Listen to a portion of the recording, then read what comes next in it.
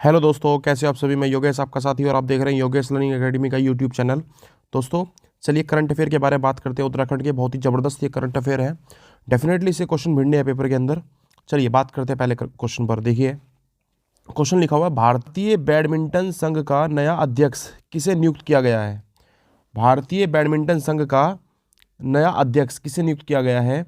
दोस्तों इसका जवाब क्या होना चाहिए आपके हिसाब से।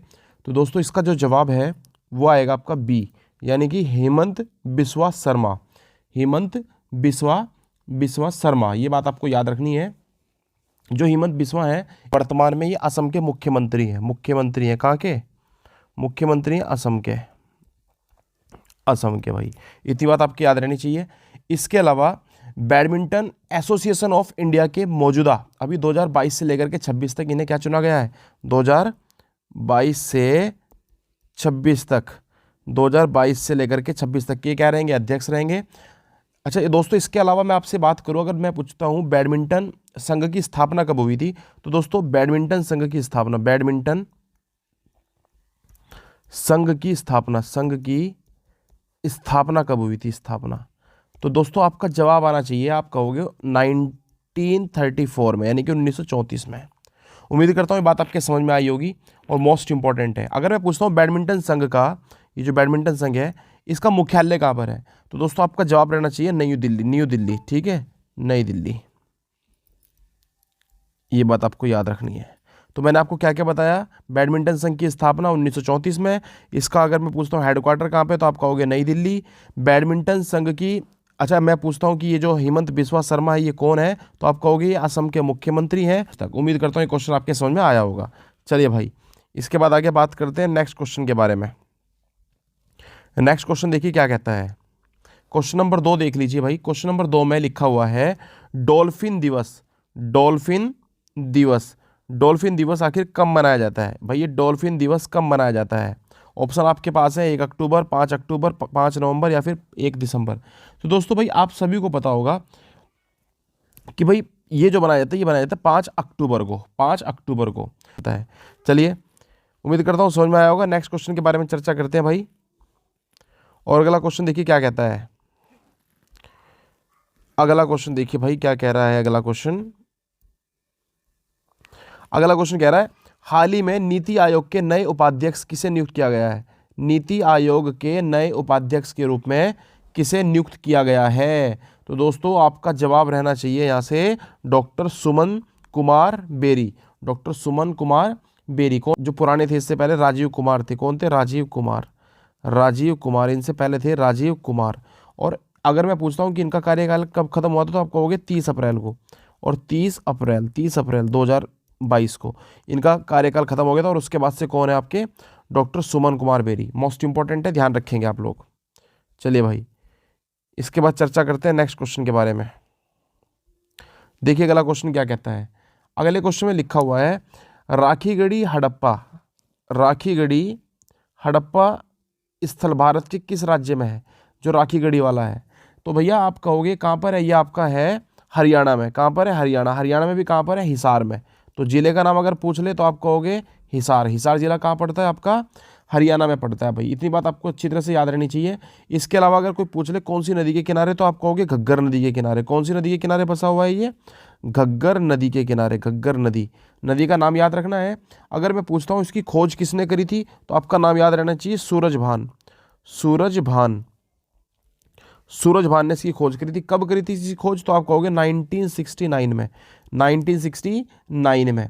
अच्छा जी, अभी यहाँ से क्या प्राप्त हुआ? अगर आपसे पूछ लिया जाए अभी हाल ही में ना, ध्यान रखना है आपको, 2 महिलाओं के कंकाल, 2 महिलाओं के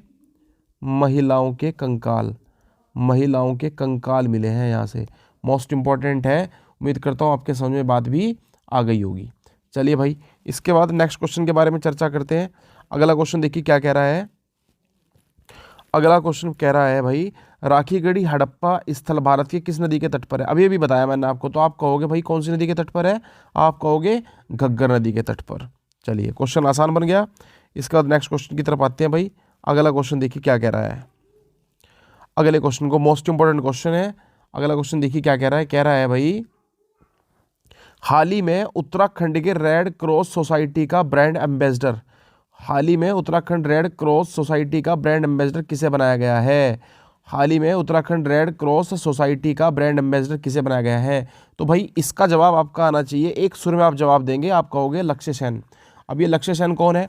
आपने अभी सुना होगा कि जो लक्ष्य सेन है ये अंतर्राष्ट्रीय बैडमिंटन खिलाड़ी है, अंतर्राष्ट्रीय बैडमिंटन खिलाड़ी, बैडमिंटन खिलाड़ी है, याद रखना है। और थॉमस कप जीता है इन्होंने 2022 में, थॉमस कप। कौन सा कप? थॉमस कप, याद रखना भाई, थॉमस कप 2022 में जीता है थॉमस कप। उस टाइम पर रेड क्रॉस सोसाइटी की ओर से, किसकी ओर से? रेड क्रॉस सोसाइटी की तरफ से इनका भव्य स्वागत किया गया। मोस्ट इंपॉर्टेंट है, कहाँ पर? अल्मोड़ा में। ये बात आपको अच्छी तरह से याद रखनी है। और इनको जो है वो रेड क्रॉस सोसाइटी का ब्रांड एम्बेसडर जो है वो नियुक्त कर दिया गया है। Most important question. उम्मीद करता हूँ ये क्वेश्चन आपके समझ में आया होगा भाई।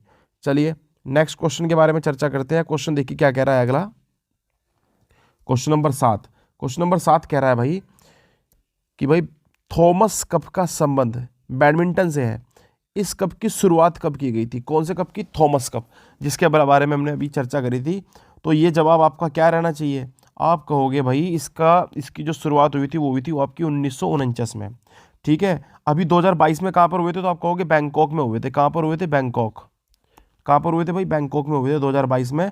और फाइनल जो हुआ था वो किस किस का हुआ था? आप कहोगे भारत और इंडोनेशिया। इंडोनेशिया किस किस के बीच में हुआ था? ये भारत और इंडोनेशिया के बीच में हुआ था। भारत ने किसको हराया था? इंडोनेशिया को हराया था। कितने जीरो से? 3-0 से भारत ने हराया। और इसे हरा करके 73 साल बाद, कितने? 73 साल बाद भारत ने इस कप को अपने नाम किया है। कितने साल के बाद? 73 साल। उम्मीद करता हूँ ये बात भी आपके समझ में आई है। और अब तक अगर मैं पूछूं इसे सबसे ज़्यादा बार जीता किसने इस कप को? कौन से कप को? थॉमस कप को। तो आपका जवाब रहना चाहिए इंडोनेशिया ने। कितनी बार जीता है? 14 बार। 14 बार इसका खिताब जीत लिया है। किसने? इंडोनेशिया ने। लेकिन इस बार भारत ने इसे हराया है। ठीक है, और आप जानते हो शुरुआत कब हुई थी इसकी? 1949 में, यानी कि 1949 में। चलिए भाई ये बात भी आपके समझ में आ जानी चाहिए। चलिए नेक्स्ट क्वेश्चन के बारे में चर्चा करते हैं इसके बाद। तो भाई क्वेश्चन नंबर 8 देखेंगे आप लोग। क्वेश्चन नंबर 8 में देखिए क्या लिखा हुआ है। कह रहा है पर्यावरणविद सुंदरलाल बहुगुणा की पहली पुण्यतिथि पर किन्हें हिमालय प्रहरी पुरस्कार से सम्मानित किया गया?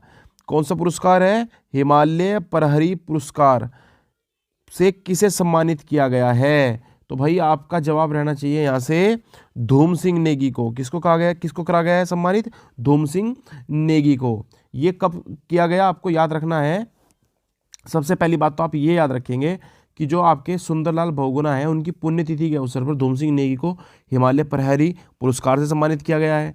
इसके अलावा ये जो धूम सिंह नेगी हैं कैसे व्यक्ति हैं? अगर इनके व्यक्तित्व के बारे में पूछा जाए तो आप कहोगे गांधीवादी व्यक्तित्व के नेता हैं, व्यक्ति हैं।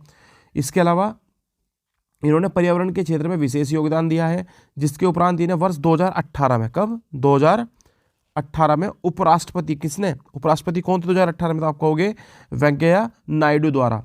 कौन सा? जमुना लाल बजाज पुरस्कार से भी नवाजा जा चुका है। जमुना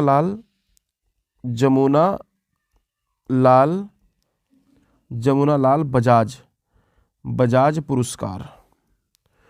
पुरस्कार। तो ये बात आपके समझ में आ जानी चाहिए भाई। और सुंदरलाल बहुगुणा जो थे उनका निधन भी पूछ लिया जाता है कब हुआ था? तो आप कहोगे 21 मई 2021 को इनका निधन हो गया था, सुंदरलाल बहुगुणा का। तो आपका यहाँ से आंसर रहना चाहिए धूम सिंह नेगी। उम्मीद करता हूँ ये बात आपके समझ में आई है भाई। चलिए नेक्स्ट क्वेश्चन के बारे में चर्चा करते हैं। क्वेश्चन नंबर 9 देखिए क्या कहता है। क्वेश्चन नंबर 9 कहता है उत्तर प्रदेश के मुख्यमंत्री योगी आदित्यनाथ उत्तराखंड के किस जिले के मूल निवासी हैं? किस जिले के? उत्तराखंड के निवासी हैं तो सबको पता होगा भाई, लेकिन किस जिले के हैं ये क्वेश्चन आपसे पूछा जा सकता है। तो आपका जवाब रहना चाहिए पौड़ी गढ़वाल के। कहाँ के हैं? पौड़ी गढ़वाल। ठीक है, ये बात आपको अच्छी तरह से याद रखनी है। इनका जो पैतृक गांव है वो उसका नाम है पंचूर। क्या है? पंचूर।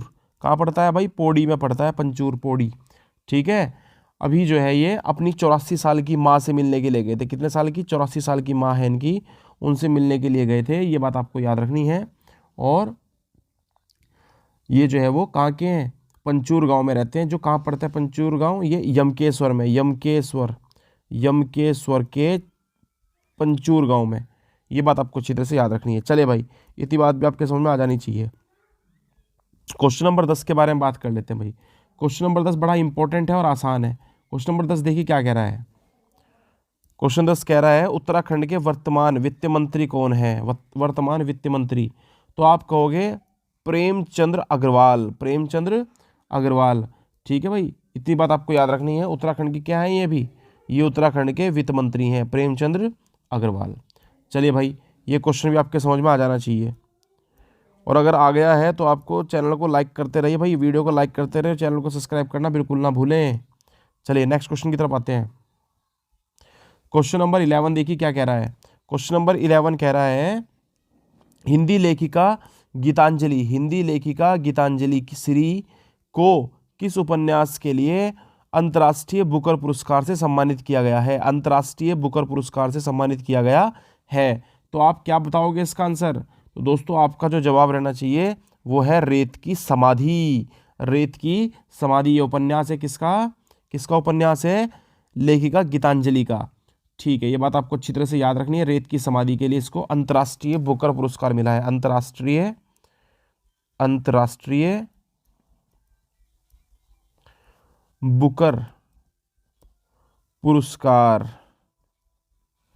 किसको मिला है? आप कहोगे गीतांजलि को। ठीक है, जिसका अंग्रेजी में अगर अनुवाद कर लें हम, तो जो अनुवाद किया है इस उपन्यास का, तो उसे बोलते हैं डेजी रॉकवेल। डेजी रॉकवेल ने, किसने किया है? डेजी रॉकवेल ने। इंग्लिश में बोलते हैं Tom of sand, Tom of sand. ये बात आपको याद रखनी है, टॉम ऑफ सैंड इंपॉर्टेंट है।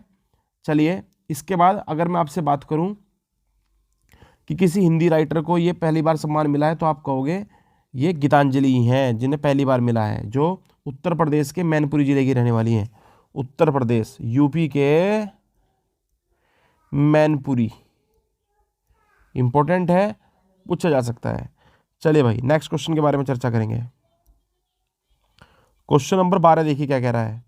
क्वेश्चन नंबर 12 में कह रहा है, क्या कह रहा है भाई? 12 में कह रहा है हाल ही में 12 मई को सविता कांसवाल ने दुनिया की सबसे ऊंची चोटी पर तिरंगा फहराया।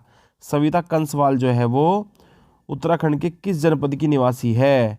उत्तराखंड के किस जनपद की निवासी है? तो आपका जवाब बनना चाहिए भाई उत्तरकाशी की। कहाँ की है? उत्तरकाशी की। ये बात आपको अच्छी तरह से याद रखनी है।